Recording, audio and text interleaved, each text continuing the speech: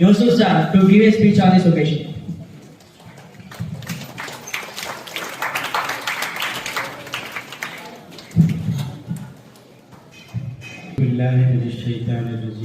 బిస్మిల్లాహిర్రహ్మానిర్రహీం. అనంత కరుణామయుడు, అపార కృపాశీలుడు, సర్వాంతర్యామి అయినటువంటి సర్వేశ్వరుడు అల్లాహ్ పేరుతో ప్రారంభిస్తున్నాను.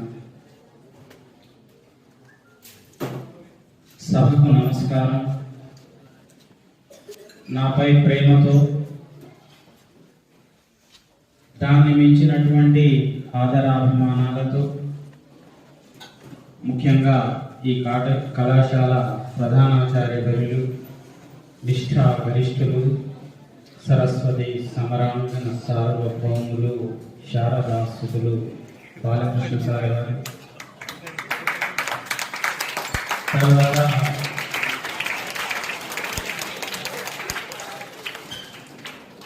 వేదికపై ఉన్నటువంటి ఇతర ఉపాధ్యాయ బృందం, వారంతా నా ఆత్మీయ సోదరులు, సోదరిమణులు, ప్రియమైనటువంటి నా పుత్ర సమానులు, నా హృదయ నివాసులైనటువంటి పిల్లలందరికీ శుభ మధ్యాహ్నం.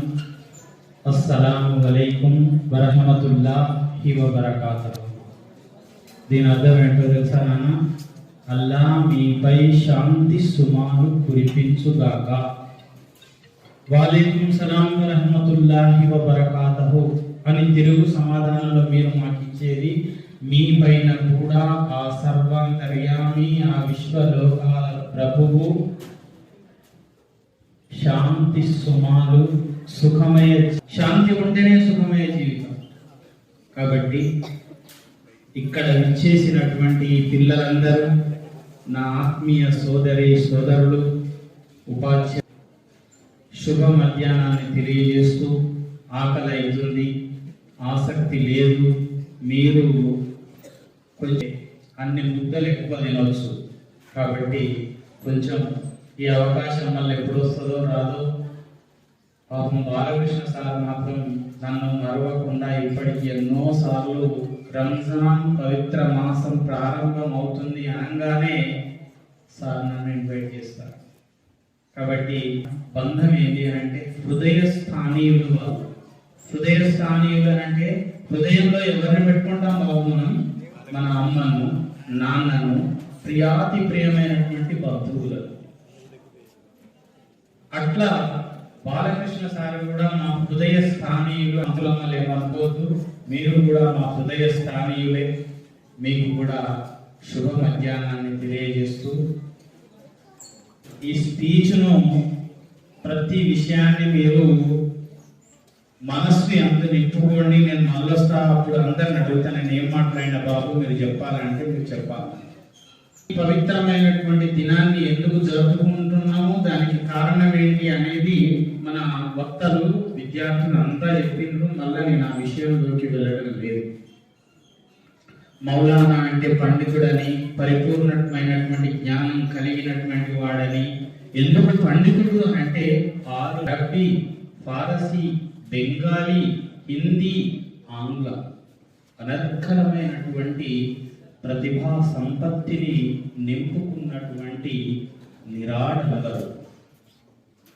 గణితంలో ఎంతో మంది జీవితాలలో నూతన వెలుగులను నింపినాడు. కాబట్టి కలాం, ఫాదర్ ఆఫ్ స్పీచ్, ఆయన మాట్లాడితే సమావేశ ప్రాంగణంలో ఉన్నదా లేరా అనేటువంటి ఆశ్చర్యం.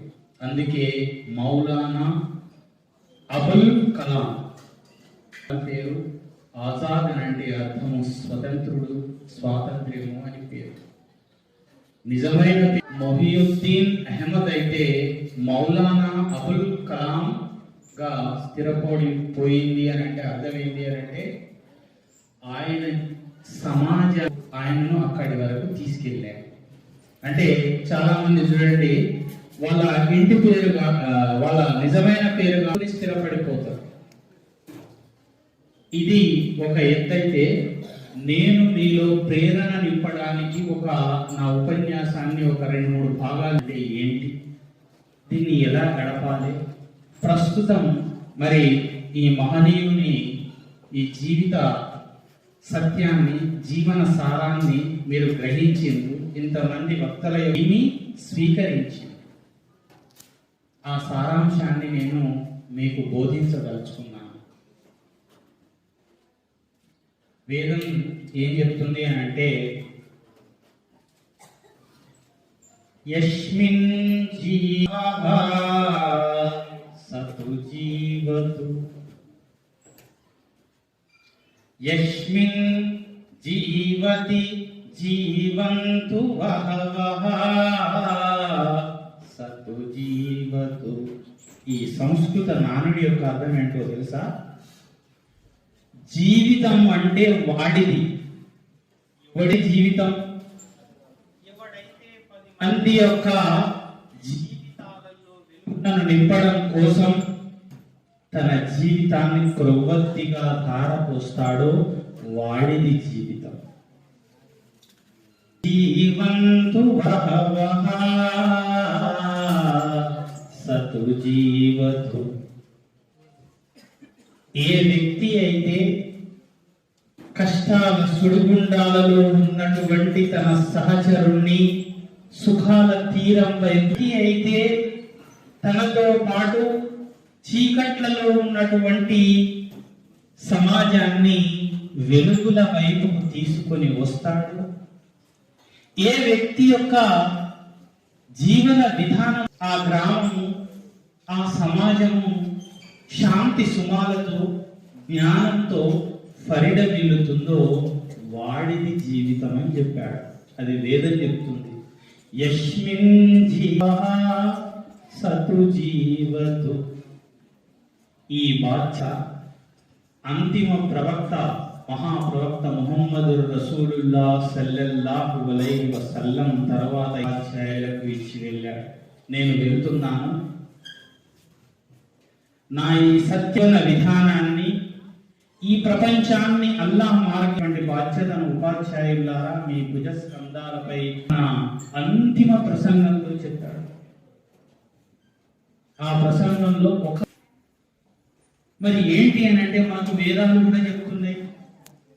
అసత తమసోమా జ్యోతిర్గమయ ఓర్మా అమృతంగమయ. తమస్సు, తమస్సు అంటే తెలుసా బాబు? తమసోమా జ్యోతిర్గమయ. చీకటి నుంచి వెలుగుల వైపుకు విద్యార్థుల జీవితాన్ని నడిపిస్తారు. సద్గమయ, అసత్తు అంటే బలహీనతల నుంచి బలం వైపుకు నడిపిస్తాడు. మృత్యుంగమయ, మృత్యువు కంటే మోక్ష మార్గం గొప్పది అనే హితబోధ ఎవడు చేస్తాడో పాటు చల్లగా ఉండాలని ఆశీర్వదిస్తారు పెద్దలు. శతమానం భవతి అంటే దాని అర్థం అదే, సంవత్సరాలు నీ జీవితము సుఖ సౌఖ్యాలతో వర్ధిల్లుగాక. ఎందుకు కోసం కాకుండా, నీ స్వార్థం కోసం కాకుండా, నీ సొంత పనులను, నీ భార్య బిడ్డలను, నీ కుటుంబ క్షేమాన్ని పక్కన పెట్టి మా కోసం పాటుపడుతున్నావు చూడు, దాని వాక్యం శతమానం భవతి శతాయు పురుషే. ఇది ఎందుకు చెప్తున్నాను అని అంటే, ఇక్కడ ఉన్నటువంటి ఈ ఉపాధ్యాయులు ఈ చీకట్లలో నుంచి వెలుగులోకి తీసుకొచ్చేవారు, బలం వైపుకు తీసుకొచ్చేటువంటి వారు, మోక్ష మార్గం అనేటువంటి మోక్ష పదాన్ని చూపించేటువంటి వారు. అట్లా విద్యా వ్యాప్తించే స్కూళ్ళ యొక్క స్థాపన చేసినట్లయితే, ఇవాళ ఈ స్కూళ్ళల్లో మైనారిటీ పిల్లలను చదవండిరా అని దసరా కంటే ముందు 10 రోజులు ముందు ఈడబోతుండు, సెలవు పెట్టి పోతుండు.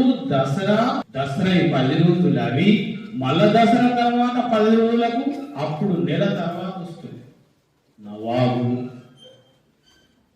7-8 గంటల వరకు లేవకపోతే ప్రాత ఉషస్సు అధోగతి పాలైతుంది అని చెప్తారు. అక్కడ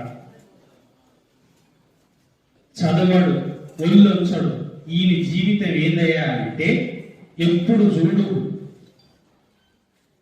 7-8 గంటల వరకు పడుకోవడం అంటే ఇష్టం లేక పాన్ షాపులు, పంచర్ కొట్లు, టైర్ల దుకాణాలు, కేకుల. ఇవాళ ముస్లింల యొక్క పరిస్థితి ఎట్లా ఉంది? ఇంతకుముందు సార్ చెప్పినటువంటి ఆ సచార కమిటీ, కేసీఆర్ సార్ కూడా సెలవు చేయించినటువంటి సందర్భంలో సుధాకర్ కమిటీ వాళ్ళు ఏం చెప్తుందంటే ముస్లిం దళితుల కంటే హీనంగా ఉన్నాయా? యాసత్పురకు పోయి చూడండి మీరు అని చెప్తున్నారు. ఒక పిల్లలు ఓడు పాన్ షాప్ల, ఓడు టైర్ల కొట్టుల, ఓడు కేఫ్ల. అరే ఈ దుర్భర జీవితం వద్దురా నాన్న అని ఓ ప్రభుత్వం ఇటువంటి పాట. చదువు అంటే రుచేది. గుట్కాలు తింటాడు, ఏడ పడితే ఆడ ముంచు, ఎట్లా పడితే అట్లా మాట్లాడాడు. మాలాంటి అని 1-4 సార్లు పోతే మామూలనే తిట్టబట్టి. కాబట్టి बच्चों ये अहम जिम्मेदारी आपके ऊपर भी है बेटा. బాధ్యత మీ స్నేహితులను ఈ పాఠశాలలో చేర్చేటువంటి బాధ్యత మీకు కూడా ఉంది. ఎందుకుంది అని అంటే రేపు మీ మిత్రుడు వానికి జ్ఞానాన్ని పంచేటువంటి భాగంలో నువ్వు పాఠశాలకు పోతున్నావు, వాడిని ఎందుకు తీసుకొని పోలేదురా అని అల్లాహ్ నిన్ను రేపు అడిగి వచ్చేటువంటి అంతిమ దినం నిర్ణయమై ఉంది. దానికోసమైనా మీరు మీ మిత్రులను ఈ పాఠశాలలో చేర్చి, ఎందుకంటే విద్యను మించినటువంటి ధనం ఏది ఇంకా లేదు. నేను ఒక కథ చెప్తా. ఇంతకుముందు చెప్పినా గుర్తుందా? పని చేస్తూ ఉన్నా వాడు ఇట్లనే ఉంటుంది. వాడు 10వ తరగతి ఫెయిల్ అయ్యాడు. జీవన సత్యం చెప్తాడు. వాడు ఫెయిల్ అయిపోయిండు, తండ్రి మందలించిండు. ఇక ఫెయిల్ ఈ సంవత్సరం వరకు ఏ చేతి కింద పనికి పెట్టాడు. మేస్త్రి చేతి కింద. వాడు మమ్ములను చూసి సిగ్గుపడుతుంది. ఎవడు? ఆ ఫెయిల్ అయిన విద్యార్థి. నేను దూరం నుంచి చూస్తా ఉంటే వాడు సాటుకు పోతా ఉన్నాడు, చూస్తా ఉన్నా సాటుకు పోతా ఉన్నాడు. దగ్గరికి పోతే వాడు తల వంచుకొని మళ్ళీ ఎత్తుతలేడు. నేను వాని తల వెంట్రుకలు బట్టి ఇట్లా లేపితే వాని కళ్ళ నుంచి కన్నీటి ధార వస్తుంది. బాగా వినాలి బిడ్డ. కళ్ళ నిండా నీళ్ళు వస్తున్నాయి. ఏమరా రమేష్ ఎందుకు ఏడుస్తున్నావు నాన్న అంటే, అప్పుడు చెప్తే వినలేదు సార్, అప్పుడు మీరు చెప్తే వినలేదు, ఇగో ఇప్పుడు ఈ గతి వస్తుందని అనుకోలేదు సార్ అన్నాడు. ఏ గతి? సరే నేను మేస్త్రి చేతి కింద పని చేసినా పర్వాలేకుండా కానీ నేను చదివిన బడిలా, నేను నడయాడినటువంటి, నేను ఆటపాటలతో లీనమైపోయినటువంటి ఈ పవిత్ర ప్రదేశంలో ఇగో ఈ గణేటురాలు మొయ్యవలసిన పరిస్థితి. ఇగో ఈ జబ్బ నిండా మాల తీసి మేస్త్రి తిడతా ఉంటే ఆ సందులలో నింపాల్సినటువంటి పరిస్థితి. నా చెల్లెళ్ళు తమ్ముళ్ళు నన్ను చూసి పరిహాసము హేళన చేస్తుంటే దాన్ని కూడా దిగమింగుకొని ఈ అశ్రుధారలు మీ ముందట మాత్రమే ఈ కన్నీళ్ళను తీస్తున్నా సార్. ఉర్దూలో ఒక సామెత ఉంది, జైసీ కరణి వైసీ భరణి. నువ్వు ఎట్లా చేసుకుంటే జీవితం నీకు రిప్లై అట్లిస్తుంది. నువ్వు ఇప్పుడే సోమరిగా మారితే నీ జీవితము రేపు ఏం చేస్తుంది ఎరికేనా? ఇప్పుడు సుఖపడ్డావు కదా, అప్పుడు కష్టాన్ని ఇస్తుంది. ఈ సుఖం నేను ఎంతవరకు తీసుకుపోతుందయ్యా అంటే నీ ఆయుష్ను కూడా తగ్గిస్తుంది, నీ మృత్యువును నీకు దూరం చేస్తుంది. అందుకే పిల్లలు వచ్చాం దిల్చెస్ మిస్సెస్ ఉన్నా బేట, నాన్ మైనారిటీ విద్యార్థులు కూడా వినాలి. మీకు ఉన్నటువంటి గురుతరమైనటువంటి బాధ్యత ఏంది? తల్లిదండ్రులు మీకోసం ఎంత కష్టపడి చదివిస్తున్నారు. ప్రైవేట్ స్కూల్ పిల్లలనైతే పుస్తెల తాడులు అమ్మి, భూములు అమ్మి, ఇండ్లను అమ్మి, పట్నంల కిరాయిల కుండి వాళ్ళని చదివిపిస్తున్నారు. వాడు చదువుతలేడు, కష్టపడి చదవమంటే వాడు తల్లిదండ్రులను లెక్క చేస్తలేడు. ఇప్పుడు ప్రస్తుత సమాజం యొక్క పరిస్థితిని నేను తెలియజేస్తా ఉన్నా. ఏంటి అని అంటే గుట్కాలు తింటున్నారు. ఇప్పుడు పాన్ చాక్లెట్ అని ఒకటి వచ్చింది. గుట్కాలకు, ఈ పాన్ చాక్లెట్లకు, ఈ సినిమాలకు, ఈ మొబైల్లకు పిల్లలు అలవాటు అయిపోయి ఏమవుతున్నారు ఎరికేనా? మొన్న నిజంగా జరిగిన ఒక సంఘటన మీరంతా చూడొచ్చు. ఒక 6వ తరగతి పిల్లవాడు తల్లి ఫోన్ చూడొద్దురా అని ఫోన్ గుంజుకొని హోంవర్క్ చేయిస్తుంది. బ్యాడ్ తీసుకొని వస్తాడు. ఇగో ఇట్లా చూడు ఎంత హుషారు ఉన్నారు మీరు. అయితే వీరికి స్థిర చిత్తం లేదు, ఒక దగ్గర కూర్చునేటువంటి అలవాటు ఓపిక లేదు కదా. ఆ స్థిర చిత్తం స్థిత ప్రజ్ఞత లేక ఈయనకి మనసంతా కింద మీద అయ్యి ఇక ఆయనకి ఏదో పిచ్చులు వేసినట్టు అనిపిస్తుంది ఆ ఫోన్ లేకపోయేసరికి. తల్లి అటు మళ్ళీ కూర్చుంది. ఈడు పోయి బ్యాట్ తీసుకొని వచ్చి వెనకాల తలకాయ మీద వేసిండు. తల్లి సచ్చిపోయి తల్లి ప్రాణం తీసిండు. ఎన్ని సంవత్సరాలు ఉండేవాడు? 12 ఏళ్ల పసిపోరు. అందుకే మేము బోధనలు నెత్తి నోరు ఎందుకు మొత్తుకొని ఎందుకు కొట్టుకొని ఇచ్చేస్తున్నామంటే ఈ పవిత్రమైన దినాన కొంతనన్నా మారాలి బిడ్డ మీరు అని. మహాప్రవక్త మహనీయులు ఏం చెప్పారు? తల్లి పాదాల క్రింద స్వర్గం ఉన్నది, మాకే ఖదమో కే నీచే జన్నత్ హై, paradise lies under the feet of the mother, బాబ్ ఉస్ జన్నత్ కా దర్వాజా హై. తండ్రి నీ స్వర్గానికి ప్రవేశ ద్వారం వంటి వాడురా పిచ్చివాడ. నిన్ను 9 మాసాలు మోసి కని పెంచి మూత్రం పోస్తే దొడ్డికి పోతే కడిగి తన రొమ్ము కండరాలలో నుంచి వెచ్చని చిక్కని రక్తధారల మధ్య ఉద్భవించే అటువంటి ముర్రు పాలను త్రాగిస్తూ నీ జీవనాధారమైనటువంటి తల్లిని నువ్వు దూషిస్తున్నావు, కొడుతున్నావు, చంపుతున్నావు. తలా 10 ఎకరాలు వంచిస్తే ఇవాళ తల్లిదండ్రుల పరిస్థితి మీకు అందరికీ తెలుసు బిడ్డ. మీరంతా పేపర్లు చూస్తున్నారు, టీవీలు చూస్తున్నారు. బస్ స్టాండ్లకు వదిలిపెడుతున్నారు. వాడు 20 ఎకరాల ఆసామి ఏందంటే పోలీస్ స్టేషన్ తీసుకుపోయి ఎస్ఐతో మాట్లాడిస్తే సార్ 20 ఎకరాలు, 2 కొడుకులు, తలా ఒక్కొక్కరికి 10 ఎకరాలు పంచిన ఇవాళ నా బతుకు ఇగో ఈ బస్ స్టాండ్ లా నేను నా భార్యకు తెల్లదేస్తూ. అందుకే మహాప్రవక్త మహనీయులు ఏం చెప్పిండ్రు? తల్లి ఒకసారి కానుకను ఒక బిడ్డకు జన్మనిస్తే నొప్పులు, ఆ నొప్పి యొక్క ఒక్క తరంగపు క్షోభ ఎంత ఉంటుందో తెలుసా? 50 డెల్స్ నొప్పి యొక్క తీవ్రతను దాంట్లో కొలుస్తారట. ఆ కేక వేస్తే 50 డెల్స్ తీవ్రతతోని తల్లి పునర్జన్మ ప్రసవం. నేను పోతా అంటే ఏడికి పోతావురా నువ్వు? పోవురా. ఎందుకు ఎట్లా ఇది కూడా చెప్తా. నీకు పూర్తి ముఖం ఏర్పడనప్పుడు, నీ దవడ నీ దంతాలు ఏర్పడనప్పుడు నీవు తల్లి గర్భంలో ఎదగాలి. కాబట్టి ఆ దైవం చూడండి ఎటువంటి సెటిల్మెంట్ చేసి పెట్టిండో. నాభి ఏర్పడుతుంది. చిన్న ప్రేగు యొక్క చూషకాలు లాక్టిల్స్ నుంచి డైరెక్ట్ గా గ్లూకోజ్ రూపంలో ఉండే పోషక విలువలు పిండానికి అందాలని ఆ సృష్టికర్త ఆమె గర్భంలో 3 పొరలు, ఉల్బము, వలిందము, పరాయువు, సునసంచి అనేటువంటి 3 పొరల లోపల ఉమ్మ నీరు, ఆ ఉమ్మ నీరు లోపల మహారాజ భోగాన్ని అనుభవించేటువంటి నీ కోసం నీ తల్లి తీసుకున్నటువంటి ఆహార పదార్థాలను నీవు నమలలేని, జీర్ణం చేసుకోలేనటువంటి స్థితిలో ఉండవు. కాబట్టి డైరెక్ట్ గా గ్లూకోజ్ ను నీకు అందజేసింది తల్లి. బయటికి వచ్చిన తర్వాత ఇదంతా ఉంది.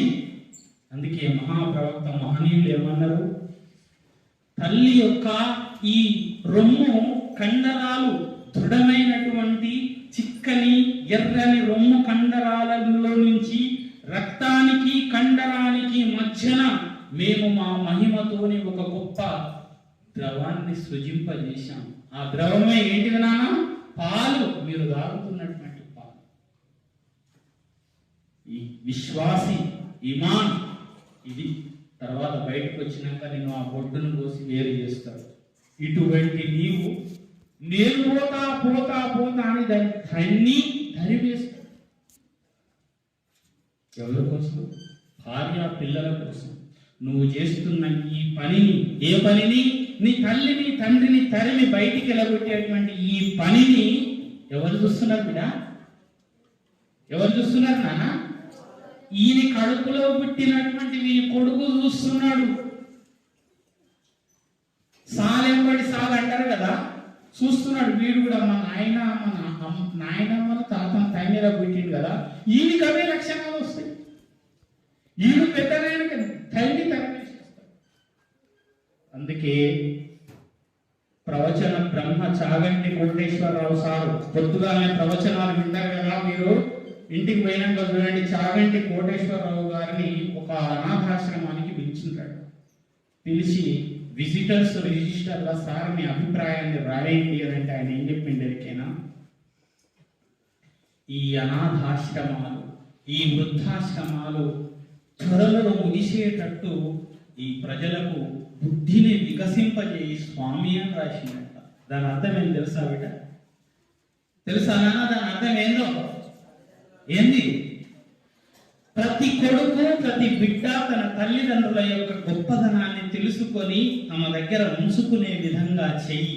అట్లా ఎవ్వరి తండ్రి ఎవ్వరి తల్లి వాళ్ళ కుటుంబాలలో ఉంటే ఏమైతుంది నాన్న? వృద్ధాశ్రమాలు ఉండవు, అనాథాశ్రమాలు ఉండవు. ఇది మహనీయ ప్రవక్త చెప్పాడు. తల్లి పాదాల క్రింద స్వర్గం ఉంది, తండ్రి ఆ స్వర్గానికి ప్రవేశ ద్వారం వంటి వాడు అనేది మీరు నేర్చుకోండి. మద్యపానం యొక్క దరిదాపులలోకి వెళ్ళకండి. మద్యపానం అని అంటే మత్తు కలిగించేటువంటి పదార్థం. కళ్ళైనా, సారాయి అయినా, బీర్ అయినా, బ్రాండీ అయినా, గుట్కా అయినా ఇవన్నీ మత్తును కలిగిస్తాయి. వీటి యొక్క దరిదాపులకు వెళ్ళకండి. అవి అతి నీచమైనటువంటి కార్యాలు. వాడు ఇక పని ఫెయిల్ అయ్యిండు. ఇంకో సంఘటన ఇక్కడ విన్నానా? నేను ఈ స్పీచ్ మళ్ళీ మొత్తం అడుగుతా, మళ్ళీ వస్తా. బాలకృష్ణ సార్ నేను వదిలిపెట్టాడు. మళ్ళీ అందరిని ఒక్కొక్కరిని పిలిచి అడుగుతా, నేను ఏం చెప్పింది ఆ రోజు అని నాకు చెప్పమనంట. అయితే ఆడు గుట్కలు తినుడు, ఆటో నడుపుడు. శనివారం రైలపిల్లి అంగడి, ఆదివారం చౌటుప్పల్ అంగడి. గుట్కా తినుడు, ఆటో నడుపుడు, గుట్కా తినుడు, ఆటో నడుపుడు. తిని తిని తిని రాత్రి కూడా వాడు ఎందాక అయ్యిందయ్యా అంటే అన్నం తిన్నాక గుట్క తిని దోటకు పెట్టుకొని అగ్ని పడ్డాడు. ఇది అలవాటు అయిపోయి ఒక 4 ఏళ్లకు రంధ్రం పడ్డది నాన్న, యువతలికి అవతలికి రంధ్రం పడితే ఈ దవడ తీసేసి సర్జరీ చేసి మళ్ళీ కిందికి వచ్చింది. కిందికి వస్తే కీమోథెరపీ, రేడియో షాక్ ట్రీట్మెంట్ ఇచ్చిన తర్వాత ఇక మింగొస్తలేదు, దవడ లేదు. అప్పుడేమో ఇట్లా రాకపోయేది, ఇప్పుడు దవడ లేదు. పైపులు పెట్టి లిక్విడ్సే పోసింది. 22 ఏళ్లకు అయిపోయింది.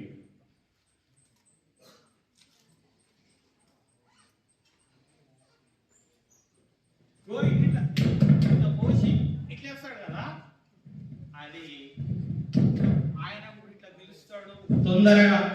ఇది ఎందుకు చెప్తాను ఎరికేనా? మీరు దైవ గ్రంథంలో ఏం చెప్తున్నాడు? ఓ మనిషి, పిల్లలు మీకు అర్థం కావాలని మీ స్థాయికి దిగి చెప్తున్నా బిడ్డ నేను. ఓ మనిషి, నేను సృజింపజేసిన ఈ భూమి పైన కాళ్ళను చరుస్తూ రొమ్ము విరుస్తూ నడవకు. ఇది అడుగుతా, ఏమన్నాడు?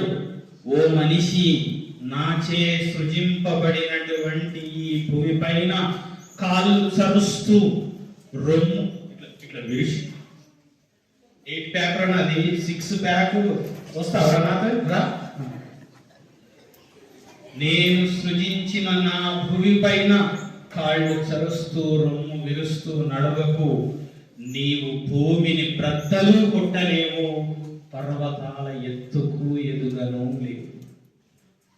ఎందుకనంటే ఇప్పుడు చెప్తా చూడు, దైవం ఏమంటున్నాడు, ఓ మనిషి, నిన్ను నీ జీవిత లక్ష్యం కోసం ఈ భూమి పైకి, బాగా వినాలి టైటిల్ బాబు సంటి లాస్ట్,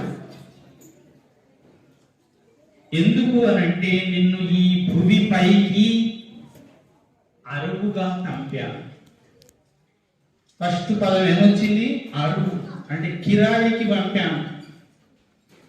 నిన్ను ఈ భూమి పైకి అరుగుగా పంపాను. నీ కొద్దో గొప్ప జీవన గమనాన్ని పరుగుగా నడిపింపు. అర్థమైందా? అరుగుగా పంపాను, పరుగుగా బ్రతుకు. ఎందుకు? ఏదో ఒక రోజున ఇదే భూమికి నీవు ఎరుగు కావలసి ఉంది.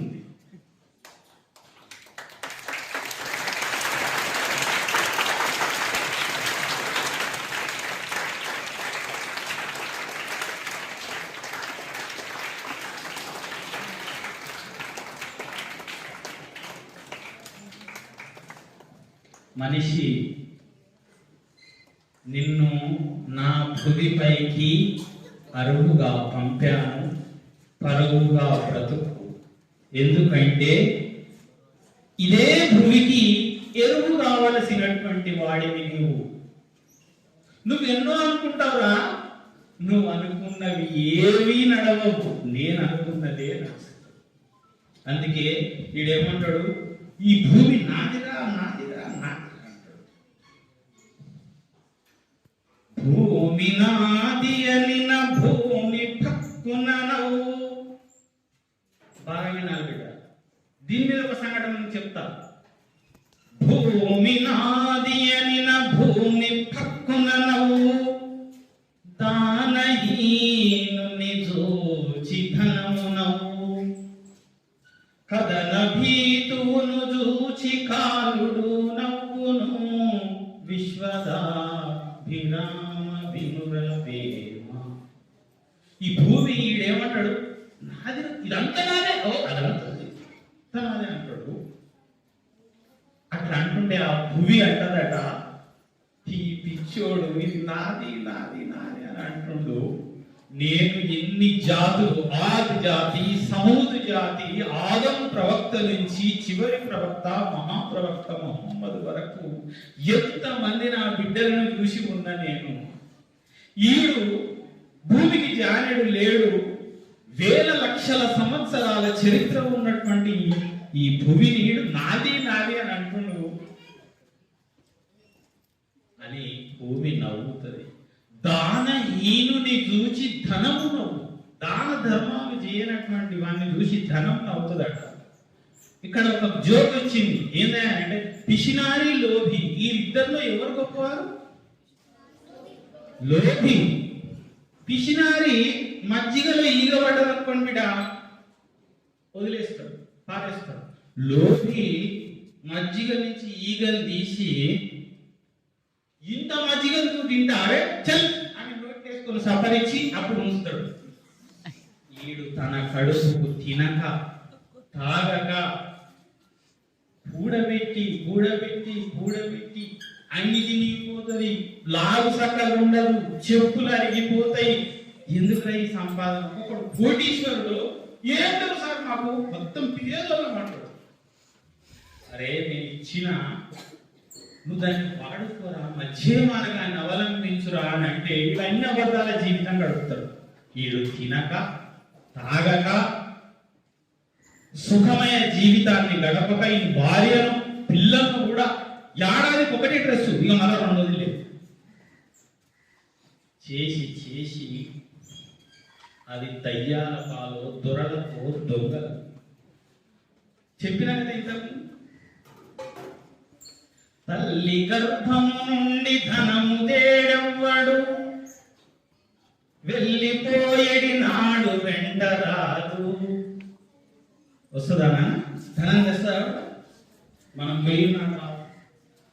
లక్షాధికారైన లవణమన్నమే గాని, నువ్వు ఎంత లక్షలున్నా నీ అన్నంలో లవణం అంటే ఉప్పు, ఆ కూరలో ఉప్పు లేకపోతే అది రుచిని లక్షాధికారైన లవణమన్నమే గాని మెరుగు బంగారంబు మింగబోడు. నేను దాని బదులు బంగారం ఇస్తా, తినరా అంటే తింటాడా? తింటావా? ఇప్పుడు బిర్యానీ ఉప్పు వేయలేదు, ఒక బంగారు నలసేసిన తింటావా? అది జీవితం. లక్షాధికారైన లవణమన్నమే గాని మెరుగు బంగారంబు మింగబోడు. విత్తమార్జన చేసి విర్రవీగుటె గాని కూడబెట్టిన సొమ్ము కూడరాదు. పొందుగా మరుగైన భూమి లోపల పెట్టి దాన ధర్మము లేక దాచి దాచి. ఇప్పుడు చెప్పా కదా, దానం లేదు, ధర్మము లేదు. ఇంటి ముందటికి ఎవడన్నా యాచకుడు అంటే అడుక్కునేవాడు వస్తే అన్ని కసురుకుంటాం. ఆ యాచకుని రూపంలోనే నేనున్నాను రానంటున్నాడు దేవుడు. ఏమిటి రానా భక్త, నేను నీ ఇంటికి వస్తే నన్ను కసురుకున్నవేందనంటే, స్వామి నువ్వేంటి, ఈ అఖిలాండ కోటి బ్రహ్మాండ నాయకునివి, నువ్వు ఇంటికి వస్తే నేను కసురుకోవడం ఏంటి అయ్యా అంటే, యాచకుని రూపంలో వచ్చిన కసురుకున్నవురా. నీ కోట్ల ఆస్తిలో ఒక్క రూపాయి బిల్ల ఆయనకి వేసినావురా.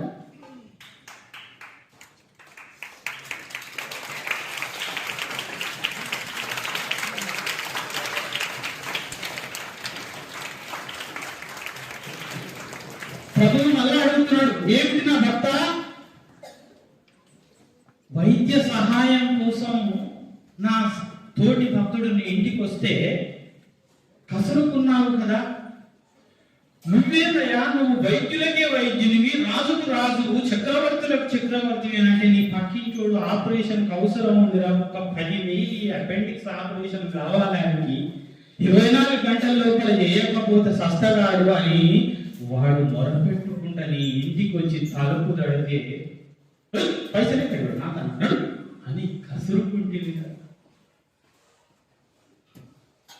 అందుకే బిడ్డ, నీ దగ్గర ఉన్నటువంటి పూజా విధానం ఏం జరిగేనా, టిఫిన్లా నీ మిత్రుడు ఆకలితో ఉన్నాడు, వానికి ఒక ముద్ద పెట్టు, అదే పూజా విలువ. ప్రవక్త అదే చెప్పిండు, నీ పొయ్యి కింద నీ పొయ్యి మీద గుమగుమలాడే వాసనలతో పంచభక్ష పరమాన్నాలను భుజిస్తున్నావు మనిషి, నీ పక్కింటి వాడి యొక్క ఆకలి బాధలను నువ్వు గురుతెరగకపోతే నువ్వు ముసల్మాను కాదు, అసలు నీ పండుగనే కాదు అని అన్నాడు.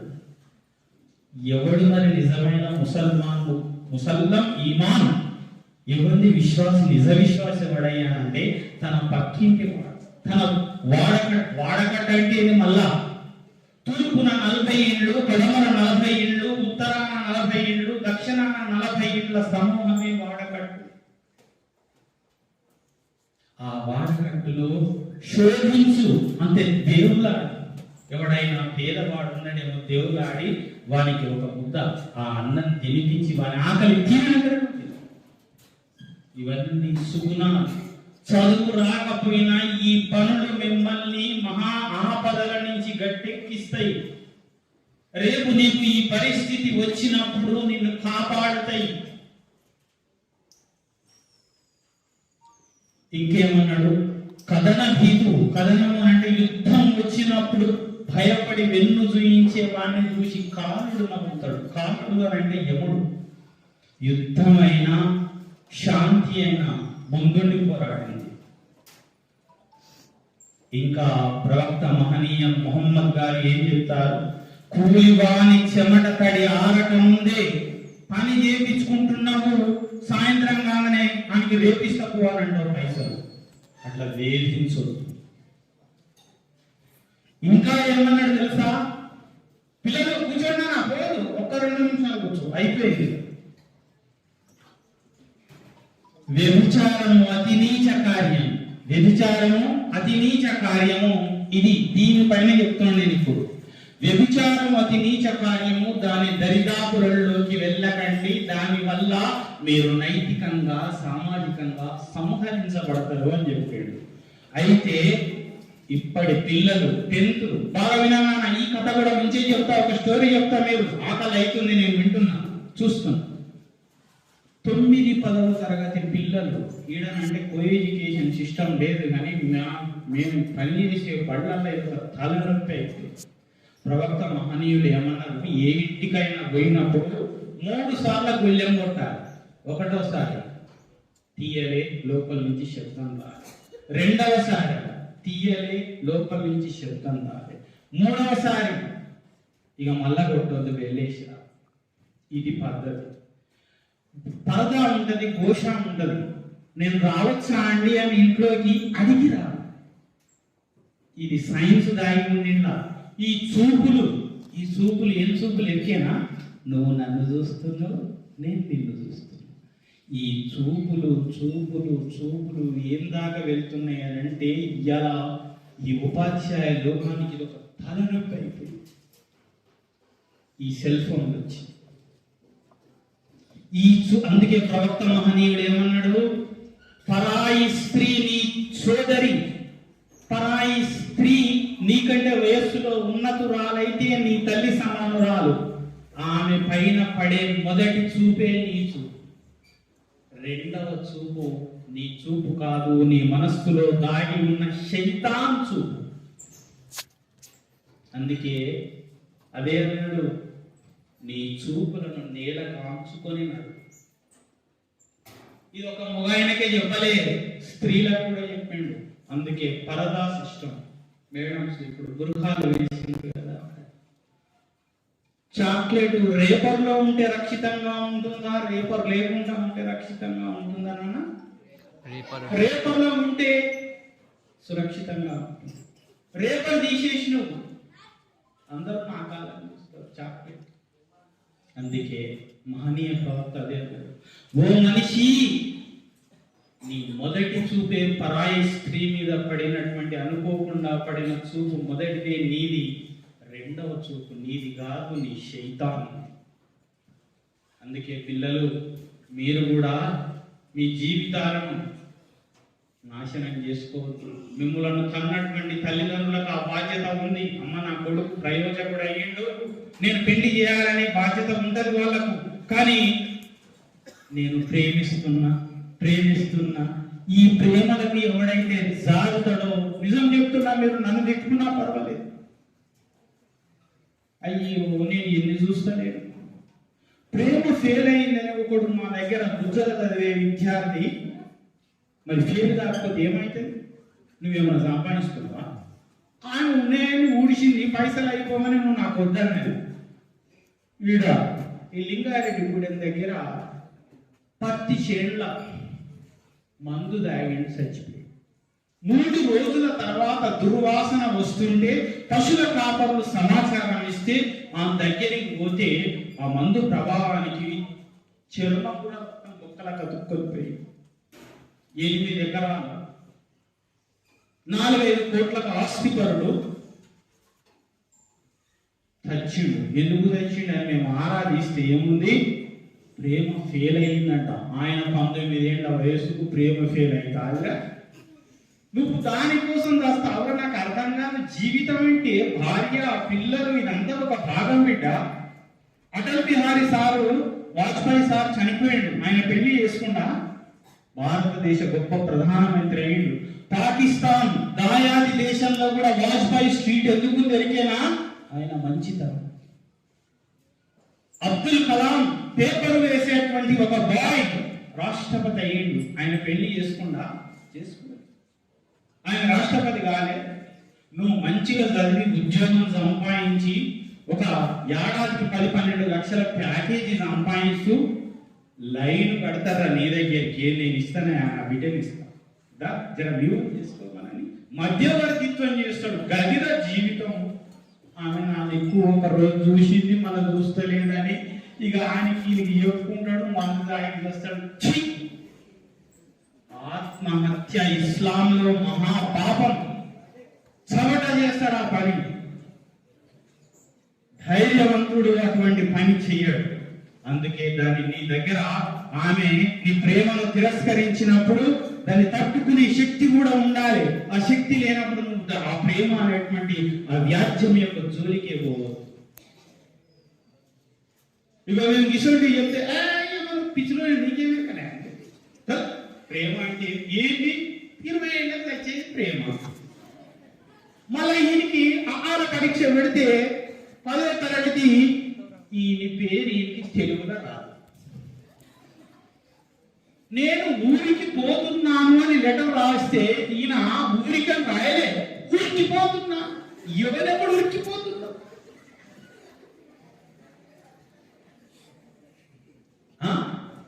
ఇట్లా ఇవన్నీ బర్నింగ్ టాపిక్స్. నేను ఎందుకు మాట్లాడుతున్నా తెలుసా బిడ?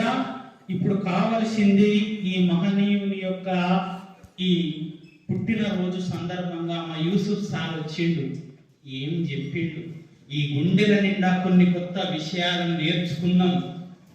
ఈ మేధస్సు ఈ మనస్సు సమన్వయం చెందించబడి మా సారులాగా జీవితాన్ని గడపాలి, ఆయన ఆదర్శ మార్గంలో నడవాలి అని ఈ 200-300 మంది విద్యార్థులలో కొంతమంది అయినా ఈ నా మాటల తాడును పట్టుకుంటే ఆ దైవం నాకు ఇచ్చిన ఈ జన్మ చరిత ఉపాధ్యాయునిగా నేను సక్సెస్ అయినట్టు. తాయిఫ్ నగరానికి మహాప్రవక్త ముహమ్మద్ గారు పోయి ఇస్లాం సందేశాన్ని ఇచ్చినప్పుడు రాళ్లతో కొట్టిండ్రు. ఆయన కొట్టినప్పుడు ఆయన అన్నాడు, కారుణ్యమూర్తి జిబ్రాయిల్ను దించాడు దేవుడు, ఓ ప్రవక్త చెప్పండి, ఈ 2 కొండల మధ్య నివసిస్తున్నటువంటి ఈ తాయిఫ్ దుర్మార్గులను విసుర్రాయి విసిరినట్టు తుత్తు నియలు చేసేస్తాను, దైవం యొక్క ఆజ్ఞ. మహనీయ ప్రవక్త గారు లేదు, ఈ సమాజంలో నుంచి కాకుండా వీళ్ళ తరం తర్వాత తరం వీళ్ళ సంతానం ఉన్న విశ్వాసం తీసుకొస్తుందేమో, మన్నించండి అని చెప్పి ఆ కారుణ్య మూర్తి. కాబట్టి ఈ సులక్షణాలన్నీ ఉన్నాయి. ఇస్లాం అంటే కేవలము ముస్లింలకు మాత్రమే కాదు, అనంత కరుణామయుడు అపార కృపాశీలుడు అయిన దైవం అందరి కోసం. నీళ్ళను తాగాలి, ఎట్లా తాగాలి చెప్పాను గతంలో. నిలబడి గడగడాలు తాగుతాడు, దాంట్లో సైన్స్ ఉంది. కిడ్నీలు దెబ్బతింటాయి. కూర్చో, ఒక గ్లాసులో 3 గుట్కలు, మొదటి గుట్క తీసుకో ఆపు, రెండవది తీసుకో ఆపు, మూడవది మొత్తం. ఇది సైన్స్. అష్టాంగాలు సజ్జా చేసినప్పుడు సాష్టాంగ నమస్కారం అంటారు. సాష్టాంగాలు అష్టాంగాలు అని అంటే ఏంటివి? ఇట్లా వంగినప్పుడు 2 బొటనవేలి కాళ్ళు, 2 మోకాళ్ళు, 4, 2 చేతులు, 6 తల, నుదుటి భాగం 7, ముక్కు 8. ఈ సాష్టాంగాలన్నీ భూమి మీద వాలినప్పుడు భూమి యొక్క గురుత్వాకర్షణ శక్తి స్మాల్ జీ నేర్చుకుని బిడ్డది. గురుత్వాకర్షణ శక్తి 9.8 meters per second square. గురుత్వాకర్షణ శక్తి వచ్చినప్పుడు రక్త ప్రసరణ సవ్యంగా జరిగి పిచ్చులు లేవు, మనసు కింద మీద కాదు, ఆత్మ ప్రశాంతత ఏర్పడుతుంది. 5 పూటల నమాజును ఆచరించే వాడు మనో ప్రశాంతతతోని బతుకుతాడు. కోట్ల రూపాయలు ఉంటాయి మనకి, కానీ ఆత్మ ప్రశాంతత ఉండదు. పైసలు ఎక్కున్నా కూడా వాటిని ఎట్లా సంరక్షించుకోవాలి ఇది. కానీ ఇవన్నీ దైవముతో మాట్లాడడం రోజుకు 5 సార్లు చేసినాం అనుకో, ఖచ్చితంగా నీకు ఆత్మ ప్రశాంతత వస్తుంది, సమాజాన్ని సంస్కరించడం వస్తుంది. ప్రతి మనిషిలో పరమాత్మను చూడు. ఇది వేరేం చెప్తుంది. ఏం చెప్తుంది? యస్మిన్ నాన్న బాగా వినాలి. ఏమి సార్ మమ్మల్ని రాబట్టి పాడు చేస్తున్నావు, ఎందుకు వస్తావో నువ్వు, ఏం పాడవు కానీ అని తిట్టుకోకన్నా నీ జీవితాన్ని మలుపు చేస్తానికి కొంచెం సేపు నేను తీసుకున్నాను. యస్మిన్ సర్వాణి భూతాని ఆత్మైవానుపశ్యతి. యస్మిన్ సర్వాణి భూతాని, సర్వభూతాని అంటే అన్ని ప్రాణుల యందు పరమాత్మను చూసేటువంటి వాడు. ఇది దైవం యొక్క సృష్టి అని ప్రతి ప్రాణిని ప్రేమించాలి. గొడవబడు మన ఇంజనీరింగ్ పిల్లలు గొడవ పడి వాడు వాని మీద కూర్చొని కత్తితోని వాని చీరి వాని గుండెని తీసిండయా. ఇంత దుర్మార్గపు రాజ్యం అవుతున్నప్పుడు మాలాంటి వల్ల మాట్లాడాలి. మేము ఇద్దరు స్నేహితులే, లవ్ దగ్గర ఏం లవ్? నువ్వు మా అమ్మాయితో కిషోరావస్థ, ఈ తుఫానుల దశలో మీ మైండ్ పరస్పర వ్యతిరేక లింగాకర్షణలకు ఆకర్షితమైతూ ఉంటది. కత్తి తీసుకొని గుండె తీస్తారు. ఏ సమాజంలో జీవిస్తున్నాం మనం? మీరు దాన్ని మహాప్రవక్త అదే అన్నారు, చెడు జరుగుతున్నప్పుడు నీ చేతితోని ఆపే శక్తి లేనప్పుడు నానా ఉద్రావని ప్రాణాన్ని తీయకు అని ప్రతిమిల. ఆ శక్తి కూడా నీలో లేనప్పుడు అక్కడి నుంచి తప్పుకో, లేదా మంచి వాళ్ళకి వెళ్ళి చెప్పు అని అన్నాడు. అయ్యా అక్కడ ఒక అన్యాయ సంఘటన జరుగుతుందయా దాన్ని. ఇది నీవు చేసే నమాజు కంటే, పూజా విధానం కంటే గొప్పది. 20 రూపాయల కొబ్బరికాయ, 10 రూపాయల అగరబత్తిలకు కూడా ధూప దీప నైవేద్యాల కంటే కూడా ఒక ప్రాణి ప్రాణాన్ని తీస్తే సమస్త విశ్వ ప్రాణాన్ని హరించినట్లు ఒక ప్రాణి ప్రాణాన్ని ఆపద స్థితి నుంచి కాపాడితే సమస్త విశ్వ మానవులను నీవు రక్షించినట్టు. అందుకే విద్యకు ఏం శక్తి ఉందో తెలుసా? నచోరహార్యం నచోరహార్యం నచరాజహార్యం నభ్రాతృభాజ్యం నచ భారకారి. నచోరహార్యం దొంగలు వెతుకొని పోలేనిది, నచరాజహార్యం రాజుల చేత హరించబడనిది, లాగబడనిది, నా భ్రాతృభాగ్యం అన్నదమ్ములతో ముక్కలు కాజాలనిది, ఇంకా నచభారకారి బరువైనది కూడా కానిది ఏంది అని అంటే విద్యాధనం. అన్ని ధనాలలోకెల్లా సర్వధన ప్రధానం విద్య. కాబట్టి ఈ చిన్న చిన్న ఆస్తి తగాదాలు, ప్రేమ తగాదాలు, భూ తగాదాలు, మన ఇక్కడ జరిగిన ఒక సంఘటన. చిన్న కొడుకని వానికి ఒక ఫీట్ ఎక్కిచ్చిండు తండ్రి. ఫీటే జాగా ఎక్కిస్తే ఆయనకి ఎందుకు ఇచ్చినవరా అని సొంత తండ్రిని చెల్లుకల్నే వేసి కొడితే గొడ్డలతోని ఇది మొత్తం పోయి ఇట్లా యాలాడుతుంది. ఇంతే. ఏడ ఉంటున్నాం మనం? ఏం చదువుకుంటున్నాం మనం? సొంత ఒకటే రక్తం, ఒకే వీర్య బిందువుకు పుట్టినటువంటి ఇద్దరు సంతానం మధ్యన వైషమ్య. కన్న తండ్రి వీడికి తెలియదు నా తండ్రి అంటే ఎవడు, వీడు నా స్వర్గానికి ప్రవేశ ద్వారం. మహాప్రవక్త మహనీయులు ఏం చెప్పారు? ప్రవక్త మీరు ఫస్ట్ ప్రిఫరెన్స్ ఎవరికి ఇస్తారా అంటే నా తల్లికి అన్నాడు. రెండవ ప్రాధాన్యత నా తల్లికే, మూడవ ప్రాధాన్యత నా తల్లికే, నాలుగవ ప్రాధాన్యత నా తండ్రికి అని అన్నాడు. ఎందుకు నా తల్లి అంటే ఇప్పుడు చెప్పినా కదా. కాబట్టి ఇంకా ఎన్నో ఉన్నాయి మిమ్మల్ని మోటివేట్ చేసి. జీవితం అంటే ఇట్లా ఉండాలి. దేవుడు అంతా చూసుకున్నాడు. ఆయన ఇవన్నీ చూసి అలసిపోయాడు. ఒక రచయిత చెప్పిండంట, అయ్యా దేవునికి మీరు సుప్రభాతం రాయాలి అని ఒక మహానుభావుని అడిగితే ఇదొక్కటి లాస్ట్ చెప్పి ఆపేసేస్తాను. ఆయనకు నేను సుప్రభాతం రాయాలనా? నిత్య జాగృత స్వరూపుడు అఖిలాండ కోటి బ్రహ్మాండాన్ని 6 రోజులలో నిర్మించినటువంటి ఆ మహా సృష్టికర్తకు ఆయన పడుకుంటాడు, ఆయన లేస్తాడు. నేను సుప్రభాతం ఎట్లా రాయాలయా అని అంటే ఆయన మనసులో వచ్చిన ఆలోచన, నిదురపోనే పోని నీవక్కడా. పిల్లలు బాగా వినాలి. నిదురపోనే పోని నీవక్కడా, మేల్కొలుపు పాడేను నేనిక్కడ. నవ్వుకో నా తండ్రి నవ్వుకో నా స్వామి నా పిచ్చికి తీరని ఈలాగు ఈ ముచ్చట అని పోనటువంటి దేవం ఏకం ఏకాత్మకుడైనటువంటి సర్వాంతర్యామి అయిన ఆ దేవుడు నువ్వు చేస్తున్న ప్రతి మంచి పనిని ప్రతి చెడు పనిని నోట్ చేసుకున్నా. మేలుకొల్పు పాడేము మేమిక్కడ ప్రభు లేని నేను సుప్రభాతం పాడుతున్నాను. పిచ్చోడా ఆయన ఎప్పుడో ఆయన నిద్ర అనేది ఉంటే కదా, నిద్రకు అతీతుడు, ఆకలికి అతీతుడు, లోభానికి అతీతుడు, మోహానికి అతీతుడు.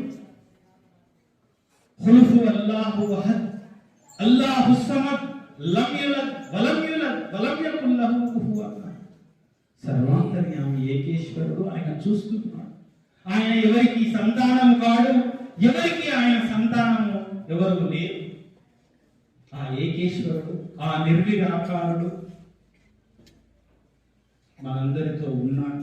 ఆయనతో స్నేహాన్ని ఉంచాలి అనంటే 5 పూటలు ఆయనతోని మాట్లాడండి, ఆయనతోని గొప్ప స్నేహం చేయండి.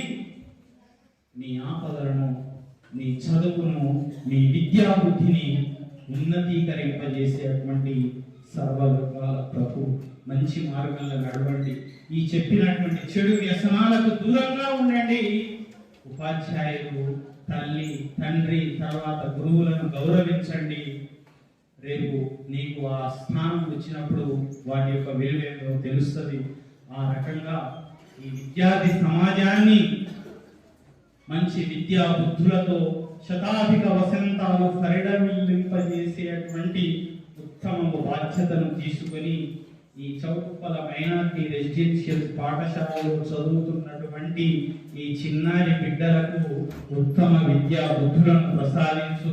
ఇక్కడ విద్యను బోధిస్తున్నటువంటి ఈ ఉపాధ్యాయ బృందం, ఈ సరస్వతి మానస పుత్రులు, ఈ నిష్ఠా గరిష్ఠులు, ఈ అనన్య సామాన్యులు, వీరందరికీ శతాధిక వసంతాల సుదీర్ఘ ఆయుష్ను, ఆరోగ్యాన్ని, అష్టైశ్వర్యాలను ప్రసాదించు ప్రభు అని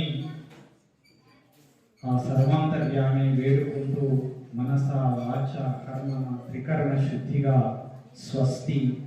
సర్వే జనా సుఖినో భవంతు. లోకా సమస్తా